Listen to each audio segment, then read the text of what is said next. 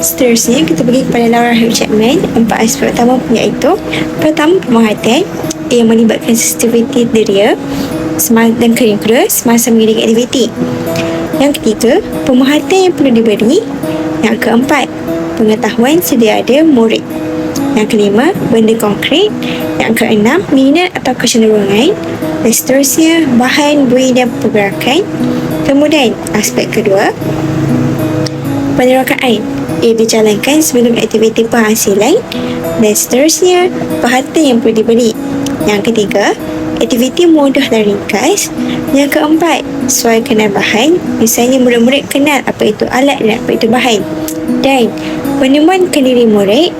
Kemudian, mencari alternatif. Dan terakhir, bebas dari jawapan tetap. Misalnya, murid-murid mampu untuk berfikir secara logik. Seterusnya, penghasilan. Penghasilan mampu untuk membuat daripada segi penggunaan alat, bahan dan teknik. Contohnya, tata cara, langkah dan proses. Kemudian, rujuknya amalan tertib semasa kerja. Misalnya, mendengar arahan guru semasa dalam kelas dengan baik. Kemudian, keselamatan semasa bekerja dan penyampaian kandungan. Dari aspek idea, hal benda dan bentuk.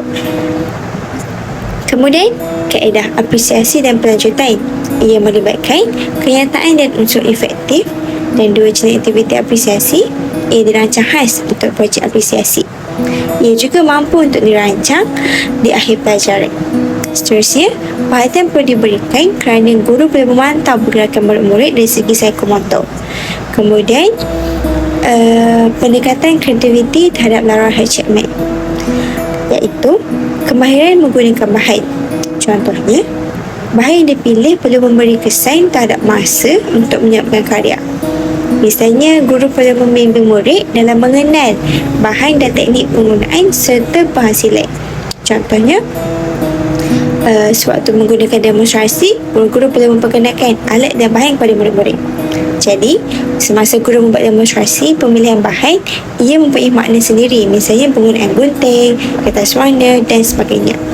Ianya untuk mendapatkan kajian visual yang sistematik dan tersusun.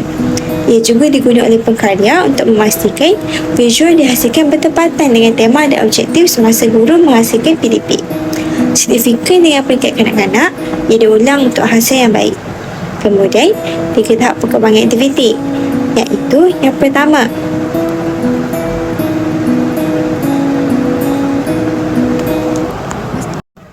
seterusnya, 3 tahap perkembangan kreativiti kanak-kanak. Yang pertama, kaedah pencernaan idea, iaitu menetapkan objektif, haluan dan tujuan semasa penghasilan karya. Yang kedua, dalam konteks PSV, guru mesti membimbing pelajar untuk menetapkan haluan tujuan karya. Tanpa bimbingan, murid tak mampu untuk menghasilkan karya. Seterusnya, latar belakang Laura H. Chapman. Hari lahir beliau 24 April 1935 dan beliau meninggal dunia pada 17 Ogos 2021. Kepakaran beliau pakar dalam bidang PSV, terutama golongan kanak-kanak. Pencapaian beliau pada aspek penulisan, beliau berjaya menerbitkan buku untuk 3 dozen buku yang memenangi anugerah beliau sendiri dan diterbitkan dalam peringkat antarabangsa.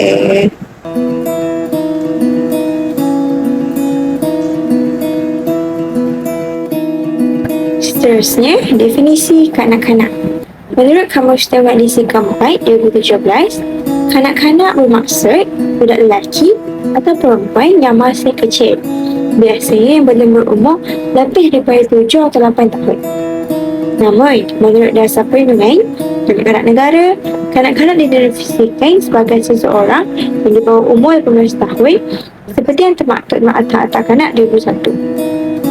Menurut peringkat perkembangan rubrik Happiness 1909 hingga 1991, beliau telah membahagikan pada 4 peringkat fasa kanak-kanak.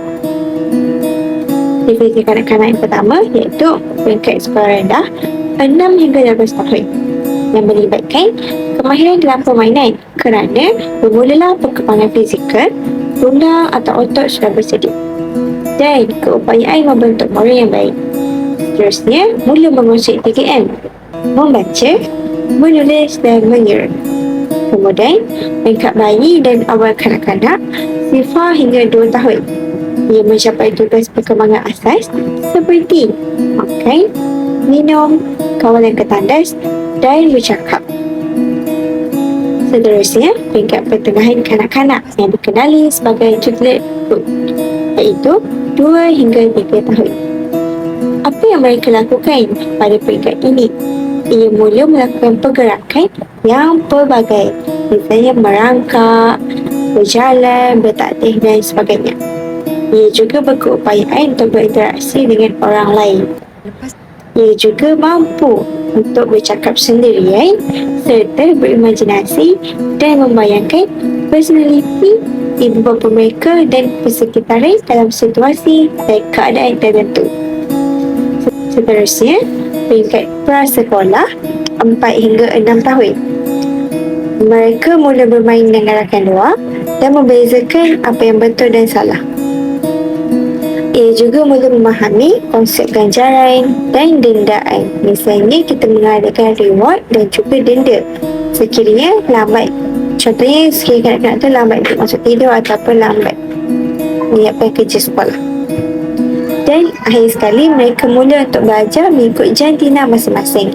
Misalnya, mereka bijak untuk membezakan antara jantina lelaki dan perempuan di mana batas pergaulan mereka terwujud. Seterusnya, bahasa dan dunia kanak-kanak. Menurut Victor Lawrence, kanak-kanak sukakan sesuatu yang indah, sama ada lelaki ataupun perempuan. Sifat dunia kanak-kanak misalnya penyataan sesuatu perkara melalui lukisan kanak-kanak. Mereka suka untuk mulakan sesuatu ataupun apa mereka tahu dalam bentuk lukisan. Melukis merupakan sebahagian daripada dunia mereka kerana mereka dapat menghabiskan masa dengan melukis dan bermain. Jadi melalui lukisan mereka mampu untuk ekspres emosi mereka. Kemudian, dunia kanak-kanak bersifat fantasi dan imajinatif di mana keterbatasan mereka untuk berjinasi sangat luas. Kemudian yang pertama, perkembangan bahasa. Kanak-kanak mula untuk mulakan perasaan melalui apa? Melalui lukisan untuk menyatakan perasaan mereka sendiri dalam bentuk bahasa mereka sendiri. Yang kedua, lukisan sebagai medium komunikasi. Kanak-kanak menjadikan lukisan sebagai medium untuk berinteraksi dengan orang lain. Hal yang dikatakan demikian kerana mereka mula untuk menunjukkan ekspresi mereka melalui lukisan agar orang persekitaran dan orang sekeliling mampu dan juga faham apa perasaan yang tercedap untuk mereka di samping mereka meluahkan. Yang ketiga, belum dapat berfikir dengan matang kerana kanak-kanak hanya memikirkan keseronokan. Pemikiran kanak-kanak adalah terhad pada tahap ini. Mereka semakin kuat untuk berimajinasi dan kuat untuk mengekspres emosi mereka kerana dipengaruhi oleh fantasi. Hal ini banyak mempengaruhi rutin harian mereka kerana lukisan ini merupakan salah satu hobi ataupun aktiviti mereka seharian. Seterusnya, tajuk kanak-kanak dan seni. Berkaitan antara dua, kanak-kanak dan seni. Seni dirujuk sebagai suatu proses dan manifestasi kepada ekspresi diri, penilaian ditentukan melalui elemen-elemen yang wajar diketengahkan. Menurut Victor Levenford, aktiviti seni dapat disesuaikan mengikut perkembangan kreatif dan mental seterusnya perkembangan menyeluruh kanak-kanak. Namun, fitrah semua jadi kanak-kanak dilahirkan dengan mempunyai sifat dinamik dan berkembang. Mengikut fitrah semua jadi proses tumbuh besar mereka di mana mula daripada kecil, bayi dan kanak-kanak dan dewasa. Namun, Herbert Reed juga menolak sangkaan tersebut kerana standard dewasa dalam seni kanak-kanak. Kerana seni kanak-kanak adalah bentuk seni tersendiri dan perlu dihargai secara bebas. Jadi, menurut tokoh tersebut, kita perlu menghargai karya seni kerana kita dapat tahu harga nilai dan makna tersiratnya berhasilan karya tersebut. Seterusnya, melukis sebagai medium komunikasi. Contohnya, kanak-kanak berkomunikasi dengan melukis dan ia juga merupakan salah satu bentuk komunikasi awal kanak-kanak sebelum mereka berupaya untuk bertutur. Seterusnya, mampu untuk mencurahkan segala perasaan dan satu bentuk ekspresi diri. Contohnya dari segi ciri-ciri penggunaan warna dalam lukisan yang menggambarkan perasaan kanak-kanak tersebut. Seterusnya, aktiviti kepuasan ia juga dapat memberikan impak pada murid-murid berkaitan dengan psikomotor mereka, bagaimana mereka menggunakan alat dan bahan dan dicurahkan di atas kertas lukisan tersebut, sekaligus dapat menajamkan otot-otot mereka dan tulang mereka. Ia juga merupakan salah satu usaha koordinasi pemikiran otak. Kemudian yang kedua, melukis sebagai cara untuk mencapai kepuasan diri. Aktiviti seni mampu memberikan kepuasan kepada kanak-kanak kerana mereka suka untuk mengekspresi perasaan mereka melalui lukisan. Buktinya, kanak-kanak dapat meluahkan perasaan dan emosi mereka secara tidak langsung. Ia mampu menajamkan daya intuisi kanak-kanak dan satu bentuk latihan yang berkesan kepada otot. Misalnya otot tangan, psikomotor dan koordinasi motor. Yang seterusnya, melukis. Melukis mampu untuk menguasai kemahiran mereka sejak kecil. Kanak-kanak mahir untuk memegang pensel dengan mudah kerana kanak-kanak lebih suka untuk melukis dan mewarna. Setelah itu, perasaan dan ilusi kanak-kanak yang memberikan kesan kepada mereka iaitu psikomotor. Seterusnya, dari aspek alat. Alat merupakan barang apa yang diperlukan atau digunakan untuk membuat ataupun mengerjakan menghasilkan sesuatu alat. Alat juga biasanya mempunyai fungsi khusus dan digunakan secara berulang kali. Contohnya alat lukisan berus, pensel, pemadam, pemaka, albaster, cat air dan palet warna. Contohnya alat craft untuk menggunakan craft iaitu gunting dan gam, iaitu melalui perangkaan alat, bahan, media, alat bantu dan alat digital. Seterusnya, bahan-bahan juga penting kerana ia merupakan sesuatu atau beberapa alat semasa murid-murid menggunakannya. Ia juga benda ataupun kita dikenali sebagai barang fizikal yang digunakan untuk menghasilkan karya atau sesuatu produk. Bahan juga merupakan unsur yang digunakan bersama dengan alat untuk menghasilkan sesuatu pengkaryaan. Contohnya, bahan craft. Yang pertama, kertas. Karya kertas yang menggunakan kardbord, kain, tanah liat. Contohnya mengadakan diorama.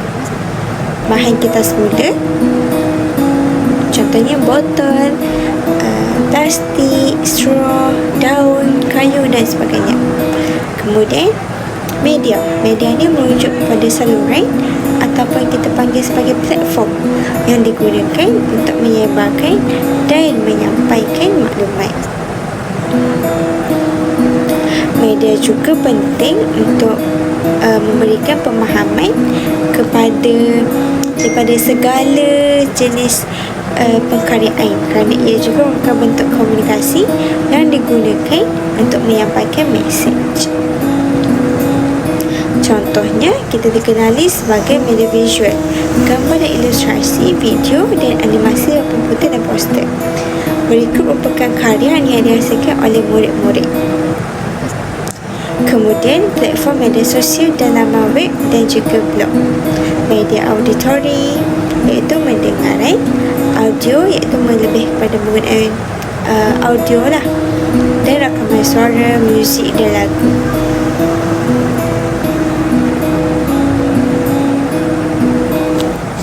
Jadi, berikut merupakan hasil karya yang digunakan oleh murid-murid.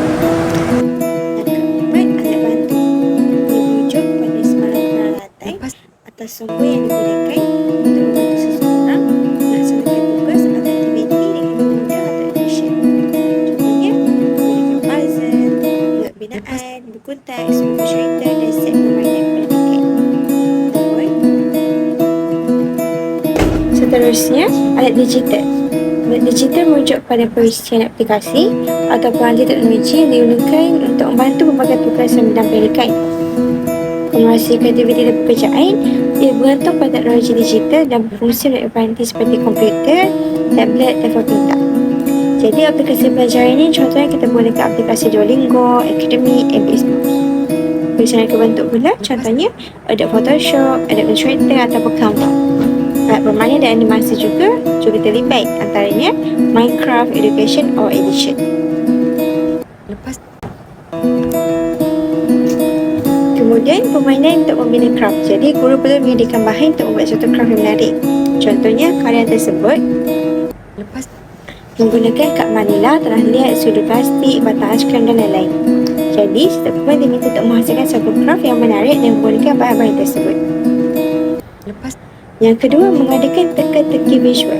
Contohnya, guru menunjukkan gambar yang abstrak dan agak sukar untuk ditafsir supaya kanak-kanak ini dapat untuk meneka apa yang mereka lihat. Jadi, jawapan yang diterima mesti kreatif dan luar biasa. Kemudian, aktiviti brainstorming, iaitu menurut Kamus Tama edisi keempat 2017, sumbang sarai bermaksud perbincangan intensif untuk menyelesaikan masalah tertentu. Contohnya, mendapatkan ide baru dan sebagainya. Lepas menurut Kamus Melayu Webster, dia mentarifkan bahawa sumber sarai ini sebagai teknik untuk selesaikan masalah kumpulan dan melibatkan sumbangan idea yang spontan daripada semua ahli kumpulan.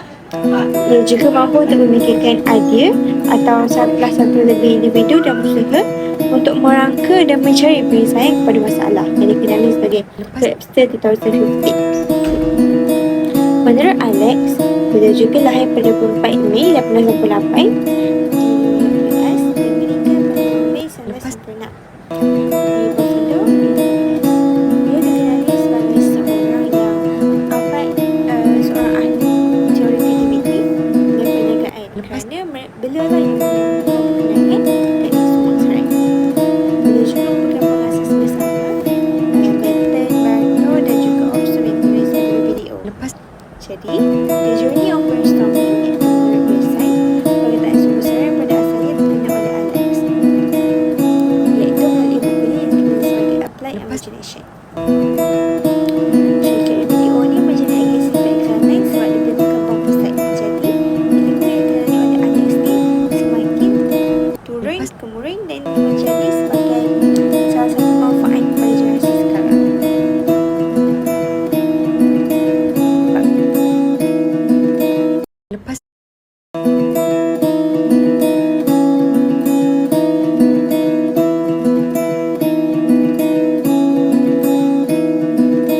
Lepas seterusnya, penjelasan tentang aktiviti permainan, iaitu kajian tesis Hamzah dan 1994, iaitu menggunakan aktiviti permainan kepada 6 kumpulan, iaitu menyebut kumpulan yang dikenali sebagai fizikal, kreatif, dramatik, bersyukur dan permainan bebas. Berdasarkan penjelasan permainan di syurga oleh Benton, lepas kajian Hamzah Datu, aktiviti sehari oleh pihak Kementerian Pendidikan Malaysia sambil sampul dalam buku prasekolah boleh mengkaji tentang kategori, iaitu bercontoh, fizikal, kreatif dan berkumpulan, sekaligus berimajinatif dan bebas. Bantu dalam pengembangan daya kreativiti. Yang kedua, kemahiran waktu halus dari sebagai sains. Aktiviti seperti melukis, mewarna dan menggunting mampu untuk membantu kanak-kanak untuk mengasah kemahiran waktu halus mereka. Mampu memberi peluang pada kanak-kanak untuk menerapkan diri sendiri dan dunia sekeliling.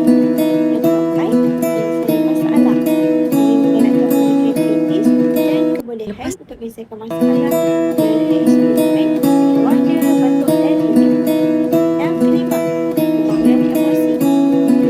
Ini mampu untuk membantu kanak-kanak mengenal pasti dan menguruskan emosi mereka melalui ekspresi visual.